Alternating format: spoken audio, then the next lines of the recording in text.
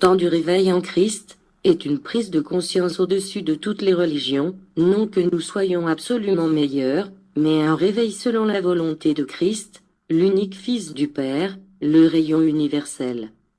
Sa parole et son essence sont aussi universelles, parce que tous recherchent un seul esprit divin. Mais il n'y a point d'unification entre les hommes, Jésus déclare.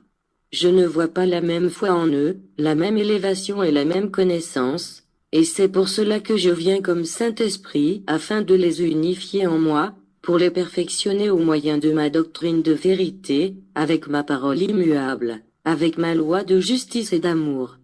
L'aveuglement de la pensée, le manque de foi, l'ignorance de la vérité constituent des ténèbres pour l'esprit, à cause desquelles l'humanité, aujourd'hui, se retrouve perdue. Combien se sont multipliés les hommes qui marchent sans savoir où ils vont, et sans d'ailleurs que cela les préoccupe.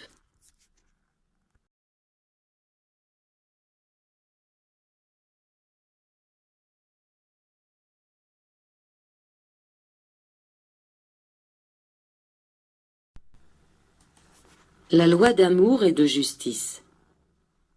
En vérité je vous le dis, l'homme, en aucune époque de la vie humaine, n'a manqué de la connaissance de ma loi, parce qu'à l'étincelle divine, qui est sa conscience, il ne lui a jamais manqué d'éclat en son esprit, d'intuition dans son intelligence, ou de pressentiment dans son cœur. Cependant, votre esprit s'en est retourné vers l'au-delà avec un bandeau d'obscurité. Et moi je vous dis que celui qui ne profite pas de la leçon que renferme la vie en ce monde, en cette vallée épreuve, celui-là doit y retourner pour achever sa restitution et, par-dessus tout, pour apprendre. Dans d'autres mondes, les esprits jouissent également de libre arbitre et pêchent ou deviennent, ou persévèrent dans le bien et, ainsi, parviennent à s'élever, à l'instar de ce que vous faites sur la terre. Mais quand arrive l'instant, ceux qui sont destinés à venir en ce monde y descendent, les uns pour accomplir une noble mission et les autres, pour expier leur restitution. Mais, selon qu'ils veuillent considérer cette terre, celle-ci se présentera comme un paradis pour quelques-uns ou comme un enfer pour les autres. C'est pour cela que, lorsqu'ils comprennent la miséricorde de leur Père, ils contemplent alors seulement une vie merveilleuse parsemée de bénédictions et d'enseignements pour l'esprit, un chemin qui les rapproche de la terre promise.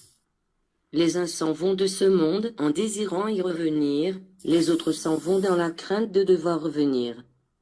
Votre être n'est pas encore parvenu à comprendre l'harmonie dans laquelle vous devez vivre avec le Seigneur.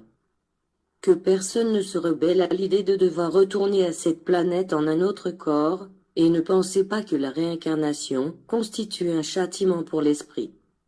Tous les esprits destinés à devoir habiter la terre ont dû passer par la loi de la réincarnation, pour pouvoir atteindre leur évolution et mener à bien la mission que je leur ai confiée. Ce ne sont pas seulement les esprits de peu d'élévation qui doivent se réincarner, les esprits élevés, eux aussi, reviennent à maintes reprises jusqu'à la conclusion de leur œuvre. Élie est le plus grand prophète qui soit venu sur la terre et, en dépit des grandes œuvres qu'il accomplit et des grandes preuves qu'il livra, dut revenir à ce monde en un autre temps, sous une forme différente et sous un autre nom. Cette loi d'amour et de justice fut longtemps ignorée de l'humanité, parce que si elle avait été connue auparavant, elle aurait pu tomber en confusion. Néanmoins, le Père vous fit quelques révélations et vous donna certains signes qui furent la lumière de ce temps, de l'éclaircissement de tous les mystères.